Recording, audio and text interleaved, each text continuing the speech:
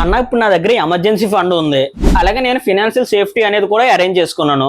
ఇవన్నీ చేసుకోగా నా దగ్గర ఇంకా కొంత అమౌంట్ అనేది ఉంది.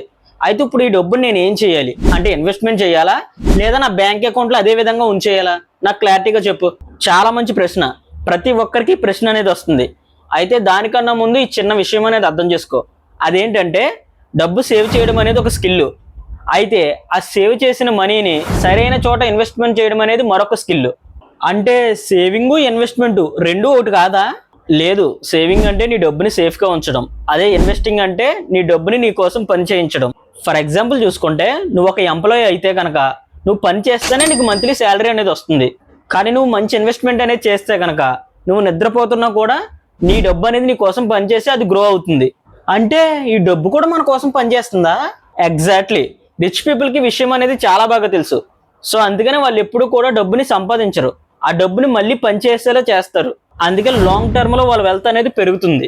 సరే అన్న, నాకు అర్థమైంది. కానీ డబ్బుని ఇన్వెస్ట్మెంట్ చేయాలంటే ఎక్కడ ఇన్వెస్ట్మెంట్ చేయాలి? అసలు ఇన్వెస్ట్మెంట్లో ఎన్ని రకాలు ఉంటాయి? అదే నెక్స్ట్ స్టెప్. ఇన్వెస్ట్మెంట్ అంటే స్టాక్ మార్కెట్ ఒక్కటే కాదు, గోల్డ్ ఉంది, ఎఫ్డి ఉంది, రియల్ ఎస్టేట్ ఉంది, మ్యూచువల్ ఫండ్స్ ఉంది, అలాగే ఇంకా చాలా ఇన్వెస్ట్మెంట్ ఆప్షన్స్ అనేవి ఉన్నాయి. అసలు మనం ఎన్ని రకాలుగా ఇన్వెస్ట్మెంట్ అనేది చేయొచ్చు, అసలు ఏది ఎవరికి సరిపోతుంది, ఇవన్నీ నెక్స్ట్ వీడియోలో క్లారిటీగా తెలుసుకుందాము. సో ఆ వీడియో మీరు మిస్ అవ్వకుండా ఉండాలన్నా, అలాగే ఇలాంటి ఫైనాన్షియల్ టాపిక్స్ గురించి మీరు ఇంకా తెలుసుకోవాలన్నా సరే అర్జెంట్గా మన ఛానల్ని సబ్స్క్రైబ్ చేసుకోండి. ఓకేనా?